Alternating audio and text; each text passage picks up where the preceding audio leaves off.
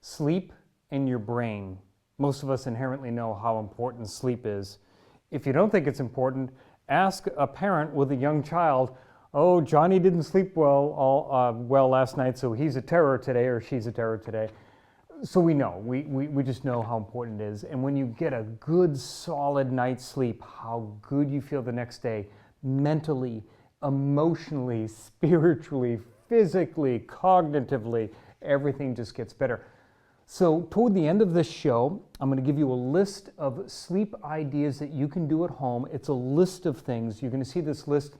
I'm drawing from Dr. Matthew Walker, Dr. Mercola, my own experience, Dr. Dale Bredesen. I'm going to pull all these people together and come up with a sleep list of things that you can do. Let's give you some background right now on how important it is and why we're going to be doing what we're going to be doing. First of all, of course, this is not medical advice. Anything I talk about in the show is not medical advice. Always check with your doctor before starting a new supplement or vitamin, changing your diet, starting or increasing exercise, or with any medication or drug questions. Never stop using a drug without checking with your doctor, particularly the prescribing doctor. Okay. So on other shows I've talked about this. We're still here later in 2020, and I repeat this particular study because it's so important.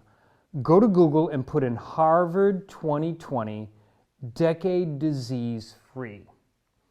And Harvard came out with a study. They published it this year in 2020, and they said, if you do these 5 things, you get 10 years of disease-free life. Do you follow? Not just 10 years of life where you're going to struggle and be on a walker and and all this kind of stuff and dysfunctional. 10 years of disease-free life by doing 5 things. You can actually narrow it down to 3 things. Clean eating, number 1. Number 2 is maintain your weight. Number 3 is exercise 30 minutes a day. And the other 2 I think people already know. Don't smoke and limit your alcohol. That's 4 and 5. Just do those fine things. Well, how do you maintain your weight? You maintain your weight with clean eating and getting regular exercise. So kind of we're down to 2 things, clean eating and exercise, and you gain 10 years of disease-free life. But I also like to add to this sleep, stress, spine. Those are the other things to take care of if you only want to do this. This show is going to focus on sleep. Taking care of your sleep, reducing stress, and taking care of your spine and your nervous system are other things with disease-free life. 3 important books. I love to mention these. These are recent books that I have read. They have some relationship to what we're talking about now. A Healthy Brain, A Healthy Life, being the best version of yourself, giving your children the best chance of being the best versions of themselves. The Hacking of the American Mind by Robert Lustig, just off the charts good. Look up Robert Lustig on YouTube. Look at his other books. I've read Fat Chance. I've read this book here. Just fantastic stuff. He will talk about how industry has hacked our minds, taking us over with processed foods and media and lighted screens and all the stuff you're aware of. Just an amazing read. Own Yourself by Dr. Kelly Brogan. She talks about non-pharmaceutical ways of helping people with anxiety and depression, the 2 most common psychiatric diagnoses out there. The End of Alzheimer's, we're going to be touching on that with Dale Bredesen. The End of Alzheimer's, taking people who have Alzheimer's and making them better, or preventing it outright. Why not? Why We Sleep is a book written by Matthew Walker. Why We Sleep. Fantastic read. It's really long. There's some complication to it. I'm imagining a lot of you won't read it, but we're going to touch on some of the highlights here. It really was an amazing read. You can check out his stuff online and YouTube and so forth. The purpose for sleeping, remember that almost all or all mammals sleep. Heck, you even know that plants sleep. They go through phases of rest and wakefulness, right? And we do that because it's detoxification of the body. And we know that the lymphatic system in our body cleanses, is one of the detoxification centers of our body. Well, in the brain, it's called the glymphatic part of the system, which cleanses out the brain. And a lot of that happens when we sleep. It's repair and rejuvenation for our brain. Again, how sharp are you cognitively when you haven't slept well? I know that if I don't sleep my solid 8 hours, more on that in a moment, I'm just not at the top of my game the next day. When I sleep really well, I'm really, really sharp. get a lot of questions about caffeine. So this has helped a ton of people regarding sleep. You might not think of caffeine during the day as affecting sleep that evening, but here's the story. Dr. Matthew Walker in his book gets into this considerably. Caffeine competes for adenosine receptors. You don't have to remember that, but if caffeine is attached to these receptors, you're not going through the hormonal changes for the sleep and wake cycles very much, and caffeine will mess that up. Now, caffeine for most people will wear off in about 5 hours, but of course there's a crash to that. In our rat race society here in industrial nations, we don't get enough sleep, more on that in a moment, and then you want to wake up and you really can't because you didn't get enough sleep, so then we get addicted to caffeine. Now, caffeine producing companies out there love the fact that you are going to do that and you're going to consume that and so forth, but remember you're going through this, oh, I feel better on caffeine, oh, I crash, I need some more, and then here's the problem now. Cytochrome P450 is an enzyme in your liver that breaks caffeine down. Most of us have a limited resource of cytochrome P450. I am that person. I have to take very limited or no caffeine. And some people are mutants. So some people that you know drink coffee and go to bed and actually sleep pretty well. I actually have a friend that can do that. He can have espresso and go to bed and sleep well. Okay. He probably has a mutant amount of cytochrome P450. It is very unlikely that you are one of those mutants. Just assume that you're like the rest of us. Here's the rule with caffeine. Here's the rule. No caffeine after breakfast. No caffeine after breakfast. That includes coffee, of course, but that includes soda. No soda, of course, I think you should drink zero soda anyway, but almost all soda has caffeine in it. Just look, because they want soda to be addictive, okay? Most of us are not addicted to water, but if you drink soda, you're like, whoa, that's good, because it's been chemically altered with a variety of things, and salt and sugar and high fructose corn syrup and other things, including caffeine, which gets you addicted to it. Chocolate has caffeine in it, so be careful having that in the evening. I'll give you a couple of examples. I have a couple of women recently in my office that have trouble with restless legs. I've been working with them. We narrowed our caffeine down to the morning. We're giving them magnesium. We're increasing their hydration, doing really well. One woman came in to me and said, I had a really bad night last night after having months of doing really well. We peppered her with questions, and we finally discovered, this was over the summer this year, she was at the pool and had some iced tea, but there was caffeine in the tea. And that disrupted her sleep that evening. She wouldn't have pieced that together until I had to pepper her with questions, and we discovered that. She said, oh my goodness, if I have anything in the afternoon, it's herbal tea. So, please, another woman, the second woman that I'm talking about, I shared her the story of the first woman. And she said, oh my gosh, I stop at the store and I get my favorite iced tea in the afternoon thinking I was doing okay. And that was disrupting her sleep hours later. Do you follow? So once the two of those women eliminated that scenario, they did really, really well. No caffeine after breakfast. If you're drinking 2 cups in the morning, make it 1. If you're getting one of those cups of coffee that are about yay big or yay big, get a smaller cup of coffee. I'm always the doctor of bad news, right? So just less caffeine is so critical for sleep later on. Again, you don't think of the caffeine at breakfast, or I just see so many people drinking these coffee drinks at lunch. That's going to disrupt your sleep later on. Okay. Alcohol is the next one. Now, a lot of people say, yeah, when I have a glass of wine or whatever in the evening, I sleep better or I go to sleep better.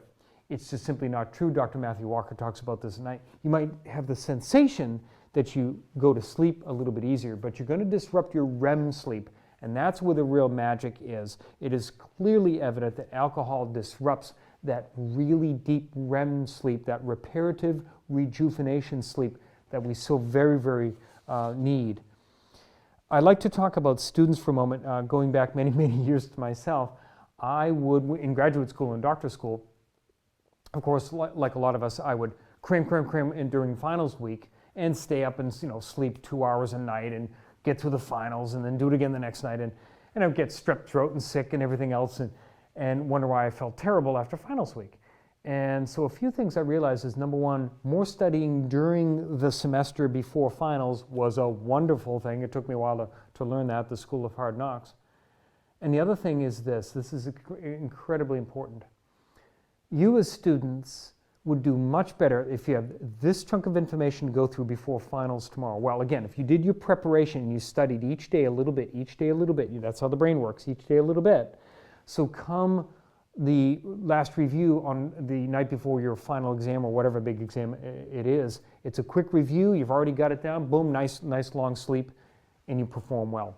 You can make the argument that if somebody does a quick review of notes and gets a good long night's sleep, a better night's sleep as opposed to cramming all night or only sleeping 2 hours, you're actually going to do better, and this has been demonstrated time and again. So more sleep is going to do better. Naps, people ask me about naps. I love a nap in the middle of the day. Not everybody can do that. Literally, my nap is 3 to 5 minutes. I barely even fall asleep. But what's amazing for me, and some people do this, what's amazing for me is it feels like somebody hit the reset button. It doesn't happen to me every time, but if I just lay down and I kind of feel like I'm almost like semi-drifting off, right? I just feel awesome for the second half of the day. So again, not all of you have that ability, but just make sure that you're not napping after 3 p.m. If you try to go to bed at a normal time, 9 or 10 or 11, 9 would be better than 11. Don't nap after 3 because that can disrupt you getting to sleep and staying asleep later on. A little bit about the daily cycle of the nighttime cycle, the day and night shift. When you're awake, your brain is receiving information from life. It's assessing and accumulating all of this information that comes in. It's data entry, right? Then you go to sleep, and non-REM sleep is the first portion of sleep where it's, as Dr. Matthew Walker says, it's reflection. You are storing and strengthening the raw ingredients that you brought in from the day. And then when you get into your deeper REM sleep, that's where the integration happens. You're interconnecting the raw ingredients, literally laying down new synapses for long-term potentiation, long-term memory, and so forth. And that's why it's so critical to continue to get good sleep at any time in your life, but particularly when you're a student, because that's going to allow you to do the things you want to do. Even if you're if you're a parent and you want to be successful and be a good leader, if you're a teacher, if you're trying to do well in your profession and just perform as a human, you're going to have better insights and abilities, and your brain is actually more active at night and during REM sleep than it is during the day, because it's neuroplastically changing itself during those sleep cycles. That's what's so fascinating, and that's why sleep is so wonderful and so powerful. I want to give you a few more things out of Dr. Walker's book before I give you a couple more references and a list of things that you can do at home. So this is out of his book, Why We Sleep. The silent sleep loss epidemic is one of the greatest public health challenges we face in the 21st century. Wow. 2/3 of adults in all developed nations fail to get the recommended 8 hours of sleep. 2/3. In 1942, the average sleep was 8 hours. It's now 6.5. So we've lost an hour and a half in less than a century on average, and that's getting worse. So the consequences. Sleep disruption contributes to all major psychiatric conditions, including depression, anxiety, and suicide. Routinely sleeping less than 6 or 7 hours a night demolishes your immune system. I wonder if we should pay attention to that when it comes to viruses, like the seasonal flu virus, or I include the coronavirus, COVID-19 virus in there. Any virus that you want to battle, you want a strong immune system, sleep is part of that. More than doubles your risk of cancer and is a key lifestyle factor determining if you develop Alzheimer's disease. Regular and deep sleep is one of the best prevention protocols for preventing Alzheimer's disease. Did you get that? Now, Alzheimer's disease will probably sink the industrialized nations. We will not be able to pay for it. For years now, I've been telling you about this, the economic destruction that Alzheimer's is going to do, and it's largely preventable, and Dr. Matthew Walker is saying sleep is one of the most important things you can do. Moderate sleep reduction for only 1 week disrupts blood sugar levels so profoundly that you would be classified as pre-diabetic. 1 week of disturbed sleep. Short sleeping increases likelihood of your coronary arteries to become blocked and brittle, path towards cardiovascular disease, stroke, and congestive heart failure. Increased risk of car accidents. 1 person dies every hour from motor vehicle accidents due to fatigue-regulated error. Motor vehicle accidents caused by drowsy driving exceed those from alcohol and drugs combined. Drowsy driving is more dangerous than drugs and alcohol combined. Never hear about it. You should see the studies on this too, the studies. I think I might have it here. So it's not in here, but this is an important study. They compared people on a driving simulator, not on the road, drinking and sleep deprivation, and the sleep-deprived group did worse on driving skills than the alcohol group. And that was pretty interesting. Here's one study from 2018 out of the journal called Sleep. Acute sleep deprivation and motor vehicle crash involvement. This was data, 6,800 drivers from 2005 to 2007. They divided them up into people who slept 6 hours, 5 hours, 4 hours, and less than 4 hours in the 24 hours prior to the accident. And let's see, in that group, if you slept for 6 hours, you had a 1.3 times increased risk of accident. Sleep for 5, it's 1.9. You sleep for 4, a 2.9 times increased chance of accident. If you sleep less than 4 hours, you have a 15 times risk of getting into an accident than if you slept 8. That's pretty powerful there. Get your sleep before you drive. Okay, countries where sleep time has decreased most dramatically over the past century: United States, UK, Japan, South Korea, several in Western Europe, also the countries suffering from the greatest increase in chronic diseases and mental disorders. Not to say it's absolutely the cause, but it's a big factor. Shorter sleep is shorter lifespan and a poorer quality of life. Catch this now, this is a bit morbid. It's rats now, I'm talking about rats. Rats deprived of all sleep, I don't even think you can do these studies anymore. Rats deprived of all sleep, they're dead in 15 days. Just 15 days. Stay with me now, stay with me. If you deprive rats of REM sleep, so once they detect the rat's about to get into REM sleep, they keep them awake. So they can sleep, but not REM sleep, they're dead in 45 days, dead in 45 days. So that's the importance of deep sleep. Too little sleep, you get weight gain, desire to eat more, increases the hormones which make you feel hungry, suppressing the hormones for food satisfaction, depresses impulse control, increases unhealthy snacking, prevents effective weight loss with sleep deprivation. A 3.5-year-old sleeping 10.5 hours per night instead of 12 has a 45% chance of being obese by the age 7. So sleep-deprived 3.5-year-old has trouble at age 7 with obesity. Adults sleep 5.5 hours instead of 8.5 hours, lose 70% of their weight from lean body mass or muscle, that's bad, instead of fat. Better sleepers have a 50% of weight loss from fat, which is what you want. Dr. Walker in his book is lobbying doctors to prescribe sleep. It's painless and enjoyable, but not with sleeping pills either. Dr. Mark Hyman, he has something called a sleep masterclass. If you go to drhyman.com/sleep, you can go to that. I've looked at it quickly. I have not looked at it in detail, but it looks really good. I think it would be helpful if some of you need to do a deeper dive into that. Dr. Andrew Weil, I read his book called Spontaneous Happiness in 2011. He has some sections on decreasing anxiety, increasing sleep abilities, and so on and so forth. He has some breathing techniques, which I've talked about in the past, called 478. You can look that up, Dr. Weil, breathing 478. Something will pop up in Google or YouTube for you. Wim Hof, gaining a lot of popularity now. Wim Hof, look him up. And he has a breathing technique. By caution, do not do these breathing techniques when you're driving. Do not do them when they're driving. Do not do them when you're using machinery. Use it in a safe place. Supplements that may help you, always check with your doctor first. Always check with your doctor first, especially if you're already taking medications or drugs. Magnesium has been amazing for my patients in the past 3 years, myself included. Magnesium has been a great supplement that has helped a lot of people sleep.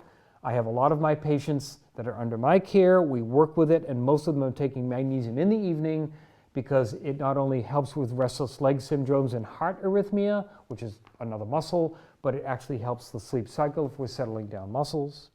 Chamomile tea and some other herbal teas with no caffeine, of course, help a lot of people with sleep.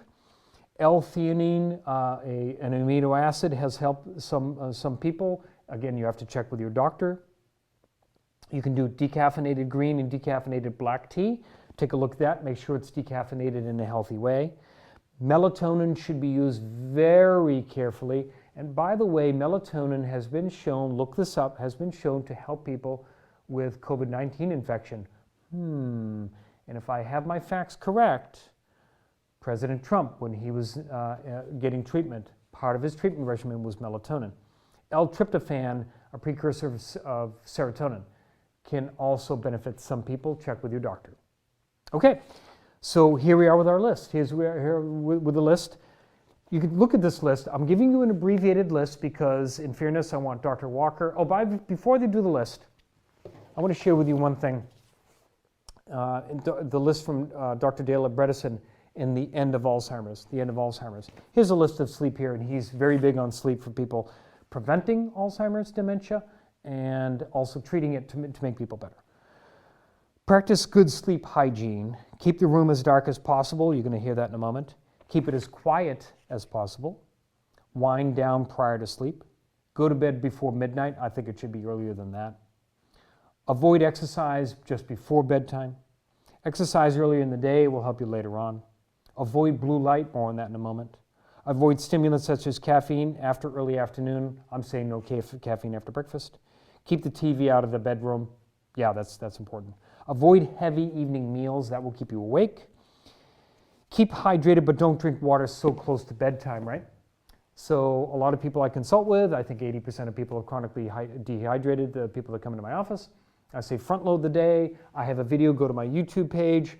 The video is called Water Rules, 5-minute video. I tell people drink all of your water morning and afternoon. If you need to, shut it off in the evening a few hours before bed, and you're going to do great with hydration. Here's a list. Number 1, nudge bedtime earlier. Set an alarm to go to bed. Don't just set an alarm to wake up in the morning. Set an alarm to go to bed. If you've been going to bed at 11 and you want to go to bed at 10, nudge that back slowly, but you set an alarm at 10 if you're not winding down. If you've been winding down at 5 minutes to 11, set an alarm at 10 that's going to set that earlier, right? Turn off your Wi-Fi. If you can, turn off your Wi-Fi. Several reasons for that. Look into EMFs, look into all this kind of stuff. It will also calm down people's things. If you can handle your kids' phones, that's extremely important. Get your phones away from your kids. The bedroom should be electronic free if you can. Get your TV out of your bedroom. If you can, I know some of you can't, you need emergency phones near you, your employment requires communication and so forth, that's fine. But if you can, keep your phone out of your bedroom. If your phone has to be in your bedroom for emergencies and for your employment, keep it face down so there's no light face up. Keep it face down. Put a little towel over it if it doesn't get too warm. Put a towel over it to cover any ambient light. Again, if you have to keep it on, keep it away from your head. Away from your head. Keep it as far away from you as you possibly can and make sure it's darkened. Super dark bedroom. You need to go into your bedroom at night, shut the lights off, see where you're getting ambient light, and try to darken it up. I had to darken up my bedroom, so where I live now, there's a couple of sliders to an outdoor deck, lots of light. So I put literally construction plastic bags over half of it. I did blackout curtains and so forth. Really got it nice and dark. It's very, very good. Very helpful for sleep. Okay. Blue blocking glasses in PM. This is one of the spots that I'm a little weaker on. You try to not have your face in a blue screen for an hour before you go to bed. Phone, computer, right? So sometimes I get home late. I've got to communicate with some people. I limit that as best I can. I get those really good looking blue blocker glasses. You can find them for $10. I've had many of my patients get some that will reduce it. It's the blue light from phones and computers which really cranks up the awake cycle and will interfere with sleep later on. A cooler bedroom, a lot of you will do better if the bedroom is cooler. So you might be able to section off the bedroom. Maybe you turn off a vent in there. If you're doing heat on the other parts of the house, maybe you turn off the vent and close the door so the bedroom's cooler than the rest of the house. You'll figure that out. A smaller dinner, as we touched on earlier, is going to prevent insulin release and glucose spikes and so on, which will make the brain think that you're supposed to wake up so you can have trouble falling asleep. Smaller dinner, no snacking after dinner, no snacking after dinner, no snacks after dinner. Tough thing for a lot of us to do. If you don't snack after dinner, not only is it going to be wonderful for weight loss, it's going to actually help you sleep as well. I talked about doing some of the deep breathing techniques. Dr. Andrew Weil has his 4-7-8 method. Look it up. Wim Hof has his breathing method. Experiment when you can do these things. A hot bath for some people will help in the evening, particularly in the winter months. Meditation will work in the evening. Sometimes it's only a minute or 2 or 5. It doesn't have to be a full 45-minute meditation thing. For some of you, it might be. But try meditating at night. Don't exercise too late. For some people, that works. I do know that if I do a harder workout later in the evening, I can interfere with sleep somewhat. No caffeine after breakfast, we talked about. Water rules, we touched on. Drink your water starting in the morning, between breakfast and lunch, between lunch and dinner, and very little, or shut it down after dinner. Some people recommend, if you can't sleep and you're just lying there and you have some insomnia, not to just sit there and look at the clock and stuff. And by the way, I think if you do have a clock radio or whatever, you should cover that over, block that light, cover it over with a towel or whatever it is. I've done that in my bedroom as well. So some people say literally get up out of bed and go do some sort of relaxing activity that doesn't include your computer, that does not include your cell phone, because the blue light will keep you up. Do something else, a soft incandescent bulb with the blue bar glasses on, maybe some reading, maybe some meditation, maybe some relaxing music. And for some people, lastly, if you have a significant other and that person is tossing and turning or a snorer, this has been a big issue. I've talked about this for several years with many of my patients. Some couples do better with separate bedrooms, particularly if there's a sleep schedule that's off or somebody's a snorer. I mean, this could be a serious issue. Now you've got 2 people that are not sleeping well, right? Now there are other natural techniques to help people snoring. We found that weight loss with cleaning up nutrition and regular exercise and chiropractic care and some other throat exercises and so forth can help people from snoring. So that's one way of a permanent cure. But separate bedrooms have actually worked well for couples. So keep that in mind as well. Dig into this list. Let us know what works for you. And I have a more expanded list of things. When I do webinars, when I do presentations for groups and companies, when I do talks and so forth, my list gets even more expansive. But this is touching on it. I hope it helps. I'm Dr. Scott Fuller.